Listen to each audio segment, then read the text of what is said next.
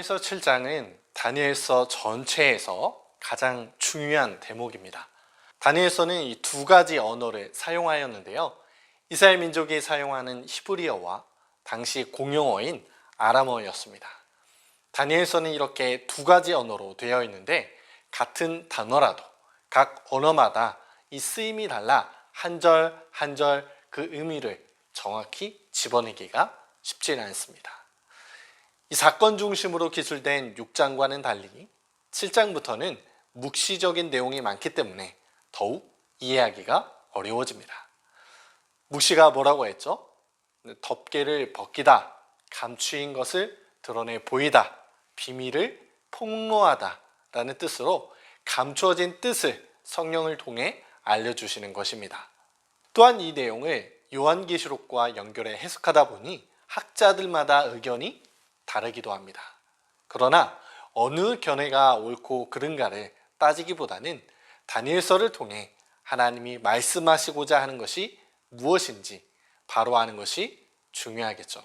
그러한 관점으로 다니엘서 후반부를 바라보면 좀 더 쉽게 말씀의 매듭을 풀 수 있지 않을까 생각됩니다.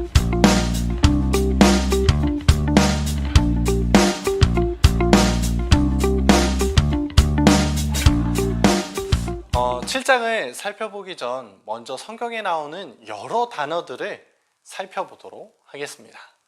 이사야 17장 12절에 슬프다 많은 민족이 소동하였을 때 바다 파도 치는 소리같이 그들이 소동하였고 열방이 충돌하였을 때 큰 물이 물려온 같이 그들도 충돌하였도다.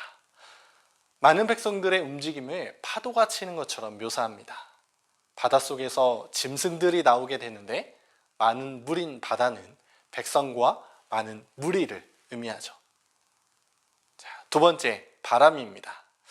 스가랴 7장 14절 말씀에 보니까 내가 그들을 바람으로 불어 알지 못하였던 여러 나라에 흩었느니라. 그 후에 이 땅이 황폐하여 오고 가는 사람이 없었으니 이는 그들이 아름다운 땅을 황폐하게 하였음이라 하시니라. 여기에 보면 바람을 불어 알지 못하던 여러 나라로 흩었다고 되어 있습니다. 여기서 바람은 전쟁과 싸움과 재난을 의미하는데요. 이 전쟁으로 많은 백성들이 포로로 잡혀갔음을 보여줍니다.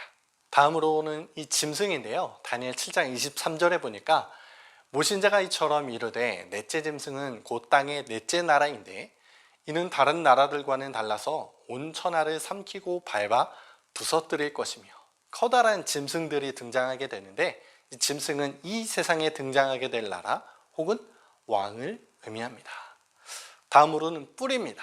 다니엘 7장 24절에 보니까 그 열뿔은 그 나라에서 일어날 열왕이요 그 후에 또 하나가 일어나리니 먼저 있던 자들과 다르고 또 새 왕을 복종시킬 것이며 이 뿔은 왕과 왕국, 이 왕권과 같은 힘과 권력을 의미합니다.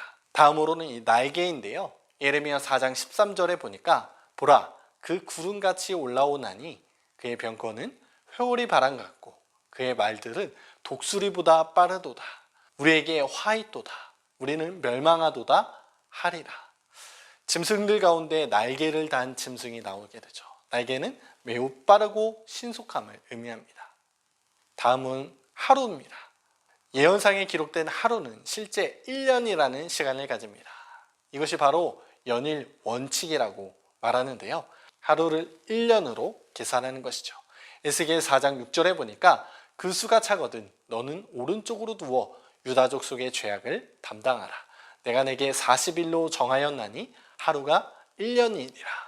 이스라엘 백성들이 이 40년 동안 광야 생활을 하게 되죠. 여기서도 하루를 1년으로 계산해서 죄값을 치르게 되었습니다. 또한 다니엘서에는 이 때라는 말이 등장합니다. 다니엘 11장 13절에 보니까 북방 왕은 돌아가서 다시 군대를 전보다 더 많이 준비하였다가 몇 대, 곧 몇 해 후에 대군과 많은 물건을 거느리고 오리라. 성경에 이 기록된 때는 1년이라는 시간으로 계산해야 합니다. 이렇게 우리는 몇 가지 이렇게 상징적인 키워드를 살펴보았습니다. 이것이 다니엘 7장과 8장을 이해하는 데 도움을 주리라 생각됩니다.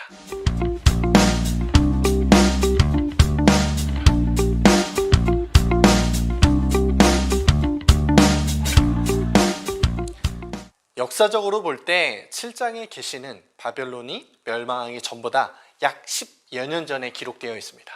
그러므로 다니엘 7장의 계시는 다니엘 4장과 이 5장 사이에 일어난 일로 볼 수 있습니다. 다니엘서 7장은 다니엘이 꿈속에서 본 환상이 소개됩니다. 그 환상의 내용은 이렇습니다. 하늘에 네 바람이 큰 바다로 몰려오게 되죠. 바다는 많은 백성이 있는 인간 세상을 말합니다. 그리고 이 네 마리 큰 짐승이 바다에서 나왔는데 모양이 서로 다르죠.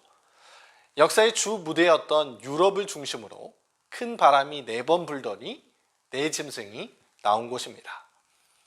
이것은 4번의 큰 전쟁이 있다가 네 왕국이 일어난 것을 보여주고 있습니다. 바다로 표현된 인간 세상에 이해관계가 뒤엉켜 한바탕 큰 바람이 불고 나면 그 결과 역사의 새로운 주인공들이 나타나고 또 사라지는 흥망성쇠를 생생히 보여주고 있습니다. 그런데 네 짐승은 무엇일까요?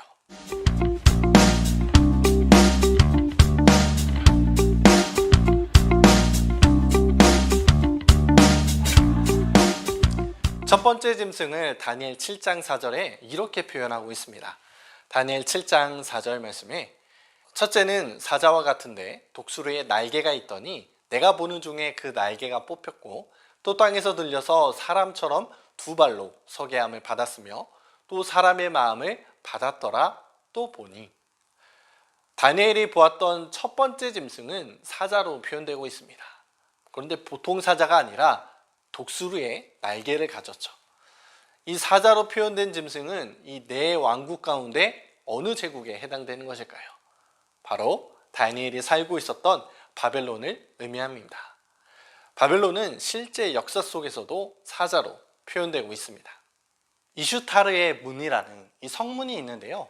이 성문은 고대 도시 바벨론, 지금의 이라크 지역의 간선도로 위에 있습니다. 높이는 이제 12m가 넘고 대문 누각을 관통하여 돌과 벽돌로 포장된 행차의 길이라는 이 대로가 뻗어 있는데 이 길이 약 800m 정도가 됩니다. 이 대로의 양편에서 보면 바벨론 사람들이 믿는 이 마루둑이라는 신들이 도시를 보호해 준다는 의미로 사자나 황소, 용들로 장식되어 있습니다. 이슈타르의 문을 지나면 작은 신전이 나오는데 매년마다 이 마루둑이 여기를 방문했다는 기록이 나옵니다. 이와 같이 바벨론은 동물의 왕 사자로 묘사될 만큼 문화의 규모가 대단했습니다. 그런데 다니엘은 첫 번째 짐승에 대해 이렇게 예언해요. 동물의 왕인 사자와 새들의 왕인 독수리로 상징되었던 바벨론. 그러나 후에는 날개가 뽑혔고 사람의 마음을 받게 되었습니다. 이는 그의 세력이 약하고 사자의 용맹함이 아니라 사람의 마음처럼 연약하게 될 것을 예언했습니다. 이 바벨론은 이 느부갓네살 왕의 통치 이후에 바벨론 보좌 위에는 하나같이 마음이 약한 통치자들이 계승하게 됩니다.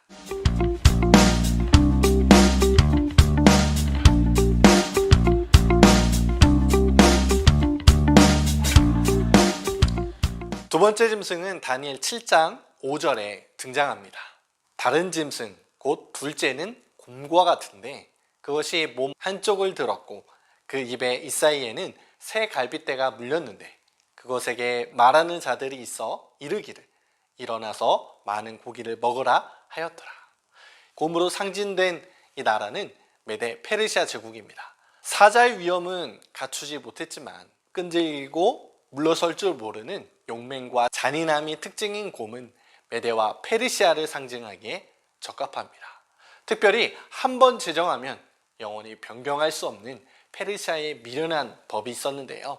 미련한 성질은 곰의 특성에 잘 부합됩니다. 이 곰의 특징을 살펴보면 이렇습니다. 몸 한쪽을 들었고 라는 표현이 있는데 완벽한 균형을 이루지 못한 것이죠. 다니엘 2장에 나왔던 두 번째 나라는 은으로 두 팔을 가진 가슴으로 묘사되어 있습니다. 두 팔을 가졌다는 것은 메데와 페르시아의 연합 세력을 의미하죠. 그런데 몸 한편을 들었다고 표현하고 있습니다. 이 두 나라가 연합을 이루긴 했지만 그 세력의 균형이 잡히지 않았음을 알려줍니다. 메데 페르시아는 다 함께 인도와 유럽계의 동일한 인종이 되어 이란 고원을 중심으로 공존해온 형제지간의 나라였습니다. 초기에는 메데가 주도권을 행사하였으나 고레스가 등장하면서 이 페르시아가 주도권을 갖게 됩니다. 역사학자 헤로도토스가 기록한 책에 보면 고레스 왕에 대한 이야기가 기록되어 있는데요. 하나님께서 택한 고레스가 역사 속에서 등장하지 못할 사건이 있었습니다. 메데 페르시아의 대군주였던 아스티게아스에게 딸이 있었습니다. 그 이름은 만다네였습니다. 이 만다네를 메데인과 결혼시키지 않고 페르시아인과 결혼을 시킵니다. 그 사이에 낳은 아이가 바로 고레스, 키루스입니다. 그런데 어느 날 아스티게아스가 이상한 꿈을 꾸게 돼요. 자기 딸 만다네가 이 소변을 놓는데 이로 인해 홍수가 나서 온 나라가 물에 잠기는 꿈을 꾸게 됩니다. 그리고 다른 꿈을 꾸게 되었는데 만다네의 자궁에서 한 나무 뿌리가 자라는데 그 뿌리가 온 나라를 뒤덮는 꿈을 꾸게 됩니다. 아스티게아스는 매우 이상하게 생각했어요. 그 꿈의 해석을 물어보니 다들 왕의 나라가 왕의 후계자에게 넘어가지 않고 공주 만다네가 낳은 아들이 이 나라를 이어받게 된다는 꿈이라 말하였습니다. 그래서 아스티게아스는 늘 외손자가 왕을 물려받는 것을 못마땅하게 여겼죠. 그래서 어린 고레스를 죽이라는 명령을 내립니다. 그의 수석 고문관이었던 하르파고스에게 명령합니다. 하르파고스가 어린 고레스를 데려다가 죽이려고 산속으로 들어갑니다. 그런데 순진하게 바라보는 아기 이 고레스를 보며 차마 죽일 수가 없었던 것이죠. 그때 깊은 산속에 어딘가에 울음소리가 들려왔습니다.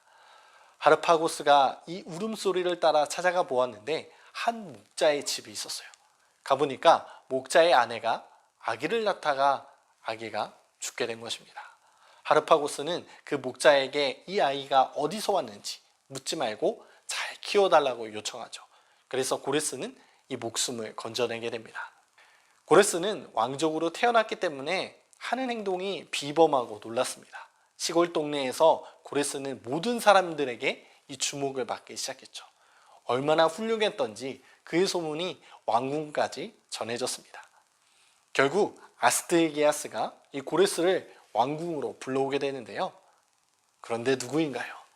바로 자기가 어릴 적 죽이라고 명령했던 고레스였습니다. 그래서 하르파고스를 불러 어떻게 된 일인지 묻습니다. 하르파고스가 이 자초지종을 이야기하게 되죠.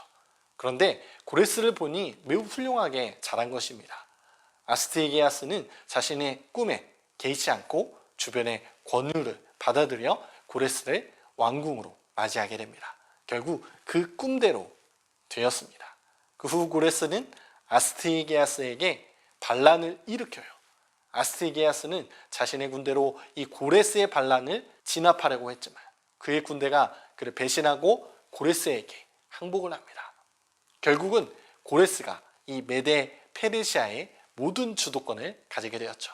그리고 고레스는 이 메데 페르시아의 연합군을 이끌고 바벨론을 무찌르는 선봉에 서게 됩니다. 하나님께서는 이미 고레스가 이 땅에 태어나기 전부터 나의 목자 고레스가 내 백성을 회복하고 예루살렘을 중건하는 영을 내릴 것이라 예언하셨는데 그 예언이 이루어지게 되었습니다. 그런데 하마터면 이 고레스가 어릴 적에 그만 목숨을 잃고 역사 속에 묻혀질 수가 있었던 것이죠. 하지만 하나님께서는 그를 살리시고 구속의 사업을 이루어 나가게 하셨습니다. 다시 다니엘로 돌아와 이 5절에 곰 입에 이사이에 새 갈빗대가 물려있다고 했습니다. 이것은 메데와 페르시아에 의해 정복된 이 세 나라를 예언하고 있습니다. 리디아, 바벨론, 이집트를 말하는데요. 다니엘 꿈의 이상처럼 메데 페르시아는 세 개의 큰 나라를 무찔렀습니다.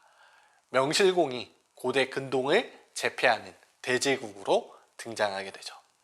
아울러 이상 가운데 많은 고기를 먹으라는 표현은 서방 원정에 나타난 페르시아의 야욕과 잔인성을 묘사하며 이 바벨론보다 더 많은 전쟁을 치르게 되는 역사가 일어날 것을 예언했고 또한 역사적으로 이루어졌습니다.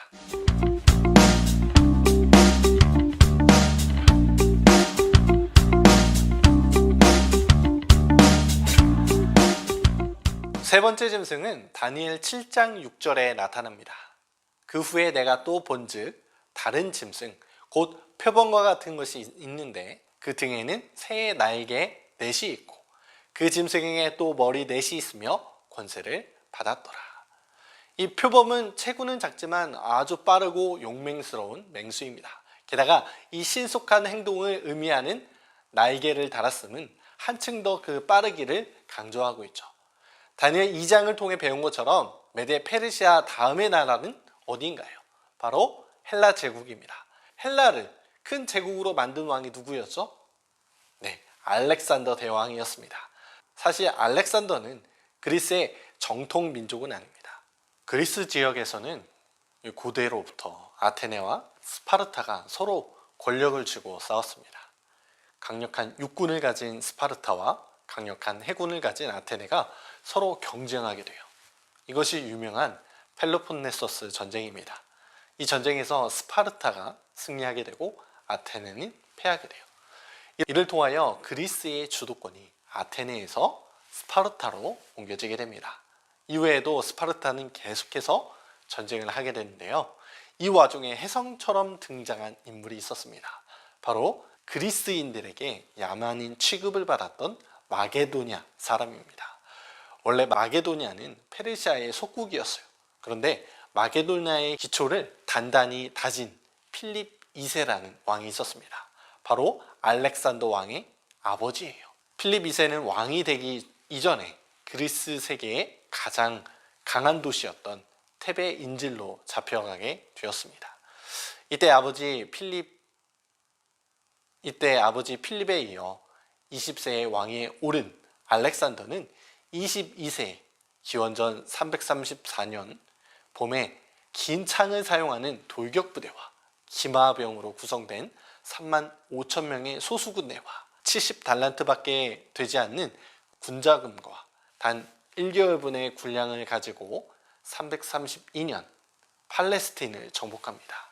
이어 이집트, 시리아를 지나 유프라테스 강과 티그리스 강을 건너 페르시아를 정복하게 되죠. 이 모든 일이 10년 안에 그 20대의 젊은이를 통해 이루어졌습니다. 마치 표범과 같은 용맹과 기민성을 가지고 동서남북으로 새처럼 날듯 정복하였습니다.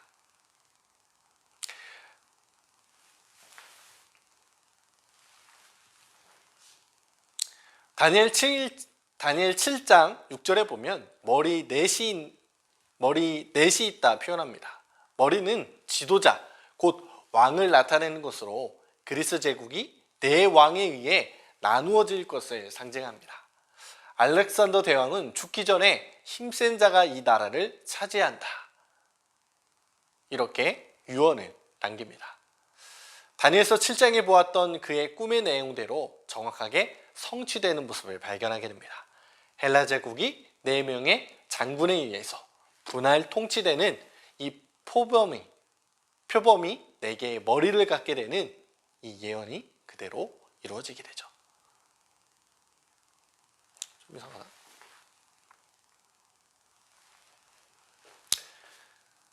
헬라 제국이 이 4명의 장군에 의해 분할 통치되는 이 예언이 분할 통치되는 것처럼 표범이 이 4개의 머리를 갖게 되는 이 예언이 그대로 이루어지게 됩니다.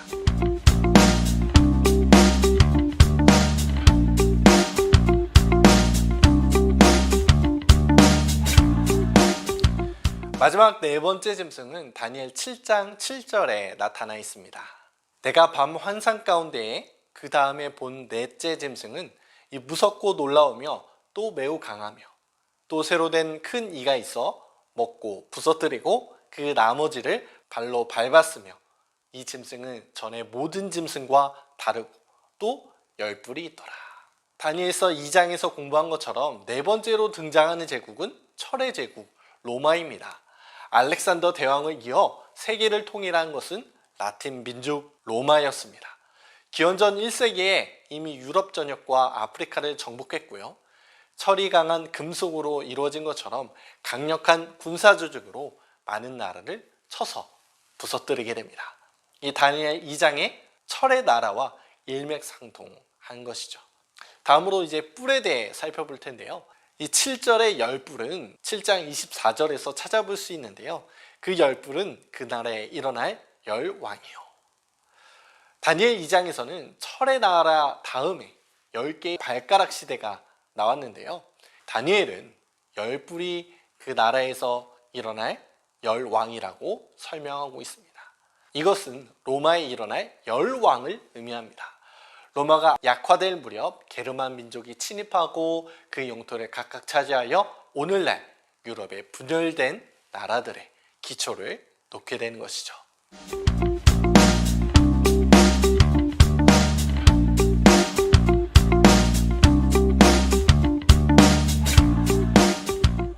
이 다니엘의 꿈을 종합해보자면 첫 번째 짐승은 사자 같았고, 두 번째는 곰, 세 번째는 표범과 같습니다. 그런데 마지막 네 번째 짐승은 생김새가 다르고 새 짐승처럼 무섭고 강해 보이기는 한데 그 형태가 분명하지 않았습니다.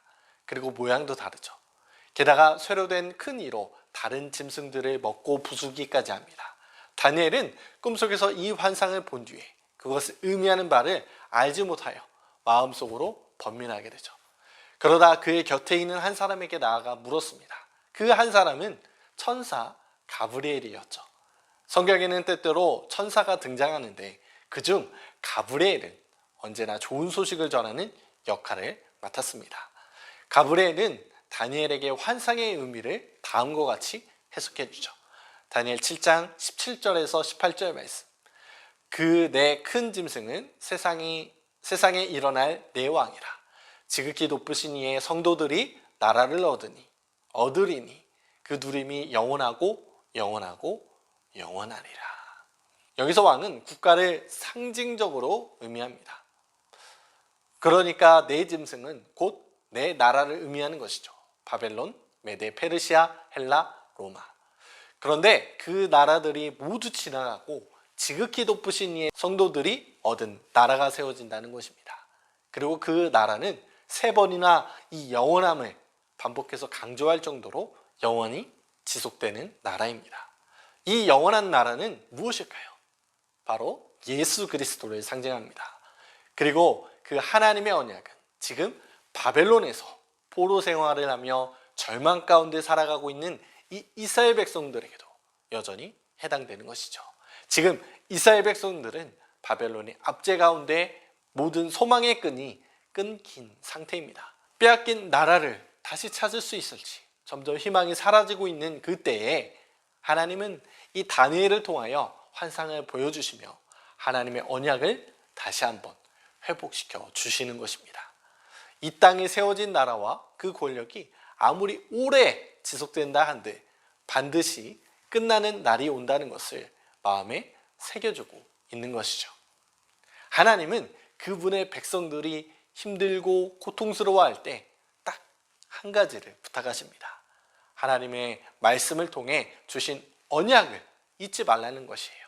그 언약을 붙들고 성실하신 하나님의 역사를 기대하라는 것입니다.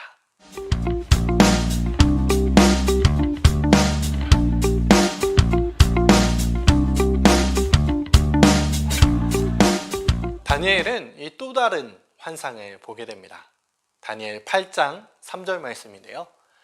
내가 눈을 들어본즉 강가에 두 뿔이 가진 순양이 섰는데 그 두 뿔이 다 길었으며 그중 한 뿔은 다른 뿔보다 길었고 그 긴 것은 나중에 난 것이더라. 다니엘은 환상 중에 이 두 뿔 가진 순양 한 마리가 강가에 서 있는 장면을 목격합니다. 그런데 이 두 뿔의 길이가 다릅니다. 긴 뿔이 나중에 난 것으로 가브리엘 천사는 이 장면을 다음과 같이 해석합니다. 다니엘 8장 20절 말씀. 내가 본 바 두 뿔 가진 순양은 곧 메대와 바사 왕들이요.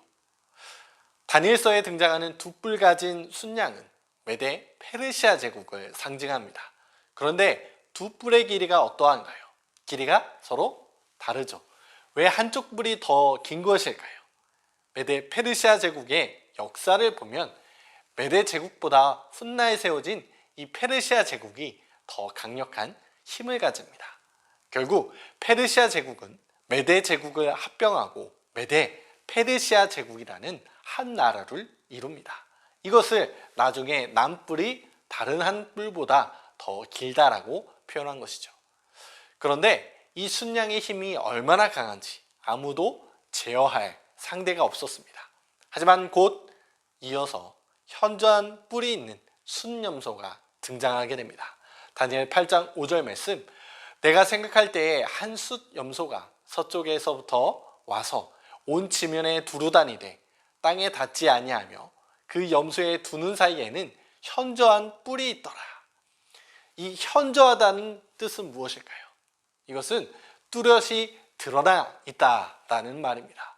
가브리엘 천사는 이 순염소가 헬라 제국을 상징한다고 해석합니다.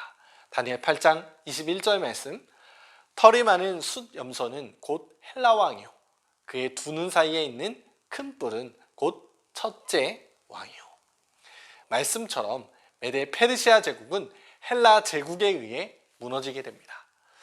헬라 제국을 상징하는 순염소에 대해 좀 더 자세히 살펴보겠습니다. 다니엘 8장 5절에서 7절 말씀, 내가 생각할 때에 한 숫염소가 서쪽에서부터 와서 온 지면에 두루다니되 땅에 닿지 아니하며 그 염소의 두 눈 사이에는 현저한 뿔이 있더라.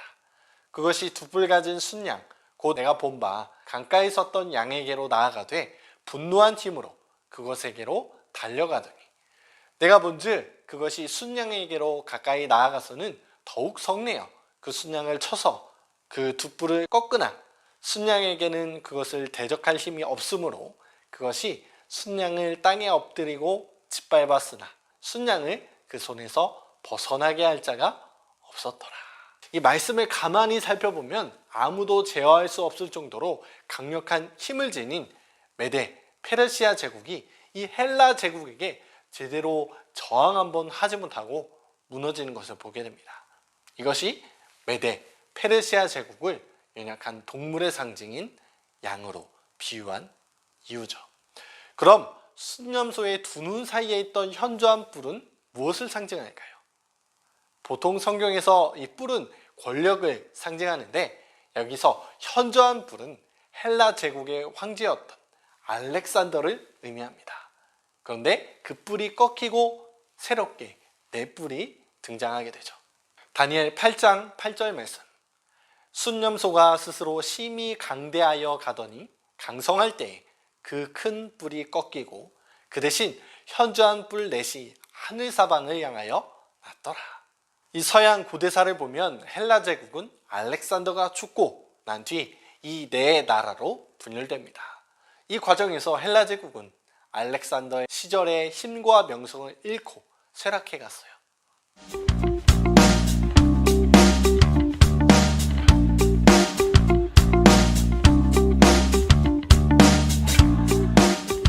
이후 시리아와 이란 지역을 차지한 셀루코스 장군 이후 안디오코스 4세가 등장하게 되는데요. 그는 이스라엘 민족이 안식일을 철저히 지킨다는 사실을 이용하여서 안식일에 맞춰 이스라엘 민족의 자존심이었던 예루살렘 성전을 침공합니다. 그리고 그 뒤 예루살렘 성전에 제우스 신상을 세우고 이스라엘 민족이 끔찍하게도 싫어했던 돼지를 제물로 바치죠. 그것도 모자라서 이스라엘 백성들이 말씀을 소유하고 낭독하는 것을 금지하죠. 그러나 안디오코스 4세도 영원하지 못했습니다. 다니엘 8장 14절 말씀에 그가 내게 이르되 2300주야까지니 그때의 성소가 정결하게 되리라 하였느니라. 2300주야가 지난 뒤 안티오코스 4세는 죽음을 맞이했고 이스라엘 백성은 예루살렘을 되찾게 됩니다. 여기서 2300주야는 숫자 그대로 2300일을 의미하는 것이 아닙니다. 매일 아침과 저녁으로 하나님께 제사를 드리는 이스라엘 민족은 우리처럼 24시간을 셈하는 것이 아니라 한 번의 제사를 하루로 칩니다. 그런데 하루에 두 번 제사를 드리니 우리가 생각하는 하루의 개념이 그들에게는 이틀이 되는 셈이죠. 그러므로 실제로 2300일은 둘로 나눈 1150일이 바로 이 말씀에 의미하는 2300주야입니다. 1150일은 3년하고도 50일이 더 되는 날인데요. 역사 속에서도 안티오쿠스 4세가 예루살렘을 침공한 뒤 다시 이스라엘 백성들이 예루살렘을 찾은 기간을 살펴보니까 3여 년이 걸렸다고 정확하게 명시되어 있습니다.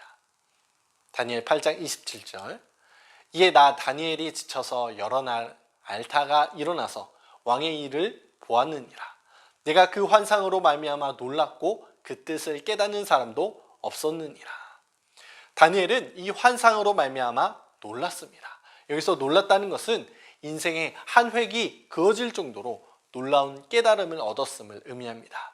그는 이 환상을 통해 하나님을 대적하는 이 교만한 자나 국가는 반드시 심판을 당한다는 것을 깨닫게 되었습니다.